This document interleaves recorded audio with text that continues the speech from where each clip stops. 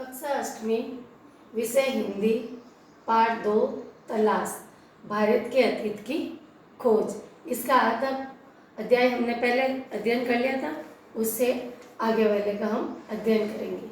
हम पढ़ चुके हैं कि भारत की तलाश जवाहरलाल नेहरू, जिन्होंने भारत की खोज के बारे में बताया है, यानी तस्वीर झांकी कैसी, अतीत की झांकी, यानी अतीत यानी बीते हुए समय की झांकी कैसे, तस्वीर कैसी देखी है उसके बारे में।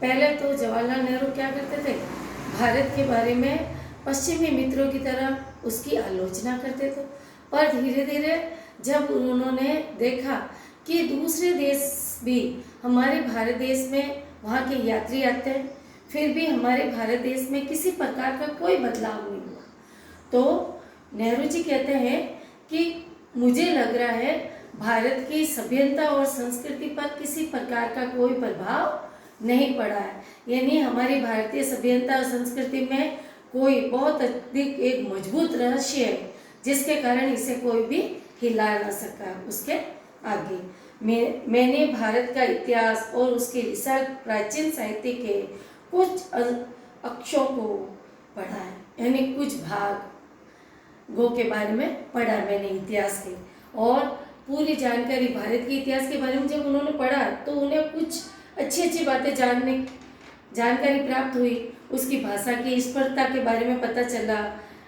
और मस्तिष्क में भारत की बातें उनके अंदर उभर लेने, यानी मन के अंदर भारत के बारे में सोचने के लिए उन्हें मजबूर कर दिया, और गहराई से उसके ऊपर प्रभाव पड़ गया, यानी बहुत अधिक उनके ऊपर प्रभाव पड़ा।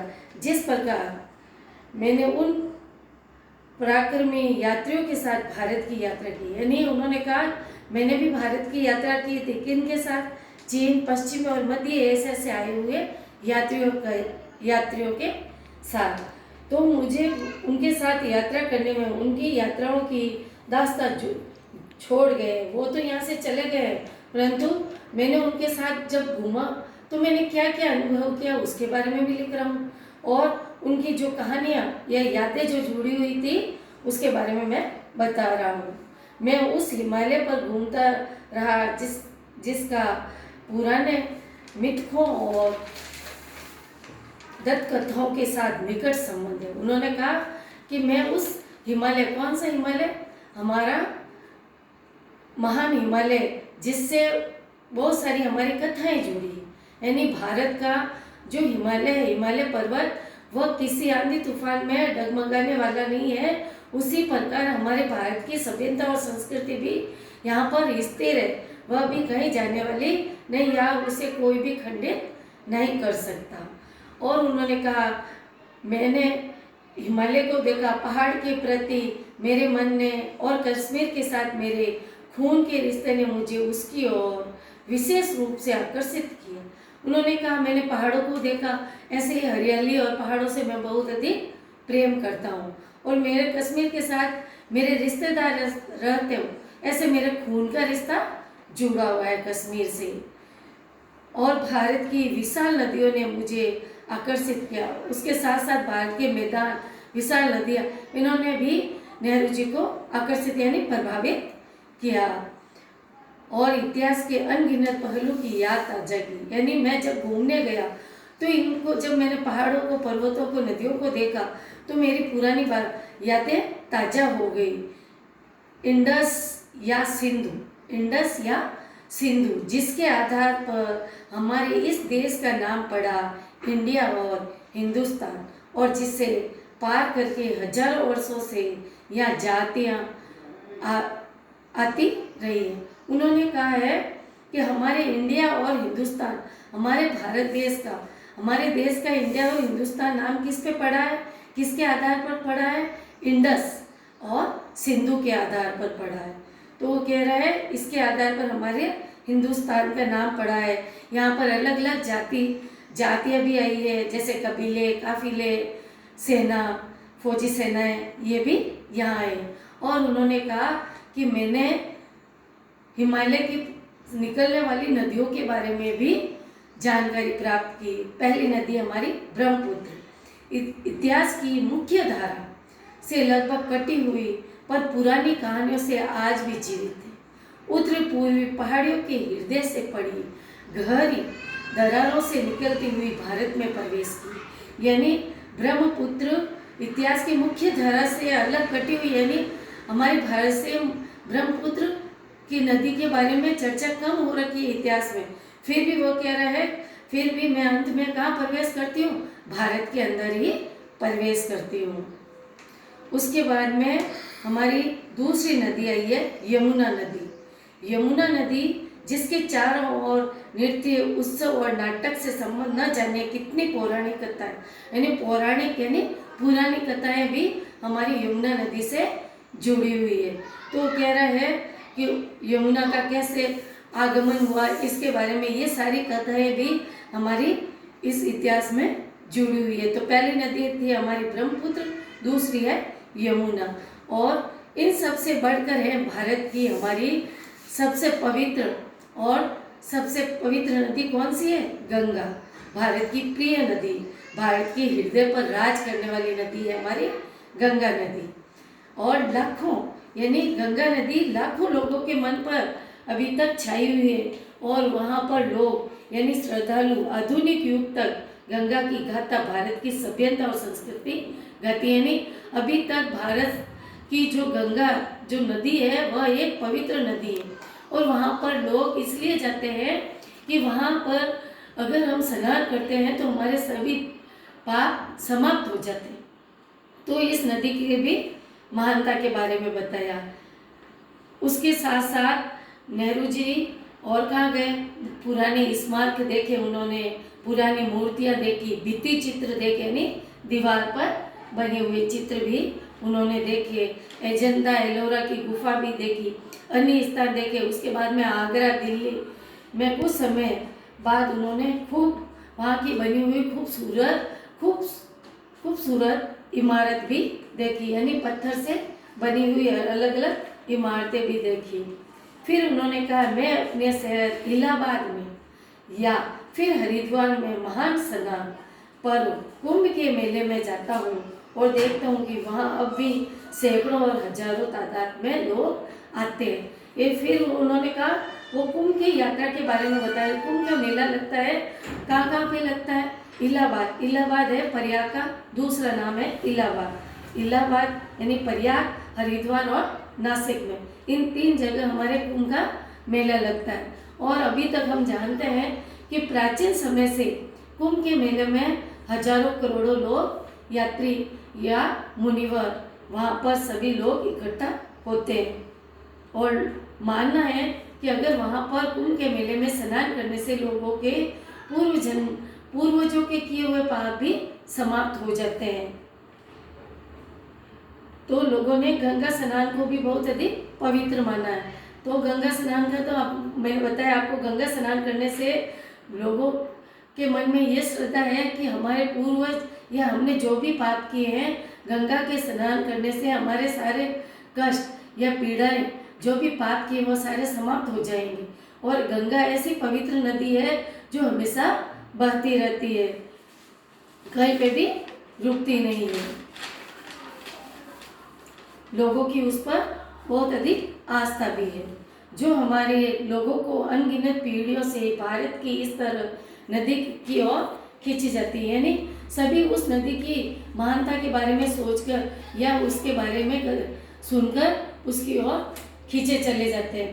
किस नदी की तरह? गंगा नदी की तरह। मैंने अध्ययन की पृष्ठि यानी मैंने पूर्णतः उसकी यात्रा की, वहाँ पर मैंने देखा कि वह नदी कितनी पवित्र है। मैंने मन में भारत की जो तस्वीर थी उसमें धीरे धीरे सच्चाई का बोध घर करने लगा। यानी पहले तो उनके मन में कैसे विचार उठते थे, पश्चिमी मित्रों की तरह, यानी भारत के विरोध के बारे में उनके मन में विचार उठते थे। परंतु धीरे धीरे जब उस नेहरू जी ने भारत को देखा तो उसके सच्चाई के बारे में भी उन्हें पता चला कि हमारा भारत कितना महान और अच्छा है। और बाद में मेरे पूर्वजों की भूमि में ऐसे जीते जागते लोग आबाद हो गए, जो हंसते रोते खेलते कूदते। यानी मैंने यात्रा की तब मुझे एहसास हुआ कि मेरे भारत देश के लोग कैसे बहुत अधिक हंसते खेलते मुस्कुराते प्रेम से रहते हैं। और मेरे सारे मन में जो भाव थे, यानी जो बातें उमड़ रही थी, वो क्या हो गई, शांत हो गई है। अब उससे आगे वह फिर कहता है कि ये सारी बातें मेरे मन में कैसे सजीव चित्र के जैसे समा गई है। बनास के पास सारनाथ में मैंने बुद्ध को उनका पहला उपदेश देते हुए लगभग साफ देखा। अब बनास के पास, सारनाथ कहाँ है, बनास के पास स्थित है। वहाँ उपदेश कौन दे रहे थे, महात्मा बुद्ध। कब दे रहे थे, 2500 वर्ष पहले दे रहे थे। परंतु नेहरू जी को अभी तक उस स्थान पर जाने के बाद में यह एहसास हुआ, अनुभव हुआ, जैसे अभी भी महात्मा बुद्ध वहाँ पर उपदेश दे रहे हैं और उनकी ध्वनि अभी तक उनके कानों में सुनाई दे रही है। अशोक के पाषाण तत्व जैसे अपनी शिलालेख के माध्यम से मुझे एक ऐसे आदमी के बारे में बता रहे हैं जो खुद एक सम्राट है। यानी अशोक कौन थे, एक सम्राट थे, फिर भी उन्हें लग रहा है कि जैसे वहाँ की स्तंभ जो पाषाण यानी पत्थरों पे जो बनी हुई चीज़ें मैंने देखी, ऐसे लग रहा है जैसे साक्षात अशोक मुझे इन राज्यों की पूरी जानकारी दे रहे हैं। फतेहपुर सीकरी में अपने साम्राज्य को भुलाकर बैठा अकबर विभिन्न मतों के विद्वानों से संवाद और वाद विवाद कर रहा है। और उन्हें ऐसा भी लग रहा है जैसे अकबर क्या कर रहा है, फतेहपुर सीकरी को भूल गया है, जहाँ पर उसका राज्य था उसे भूल गया है और अपने राज्य को भूलकर क्या कर रहा है, सिंहासन पर बैठा हुआ लोगों से यानी विद्वानों से बातचीत कर रहा है, वाद विवाद कर रहा है और लोगों के वाद विवादों को जिज्ञासा से सुन रहा है और उन समस्याओं के कुछ तलाश कर रहा है, यानी समस्याओं को हल करने के लिए कुछ न कुछ खोज रहा है, ऐसे अनुभव होता है। तो अकबर के बारे में भी बताया गया है, वो उनके राज्य के बारे में बताया गया कि फतेहपुर सीकरी में थे, पर वो क्या कर रहे हैं, अपने वहाँ पर बैठे बैठे विद्वानों से क्या कर रहे हैं, संवाद कर रहे हैं, वाद विवाद कर रहे हैं और लोगों की बातों और समस्याओं को ध्यान से सुन रहे हैं और उन समस्या को मिटाने की कोशिश कर रहे हैं।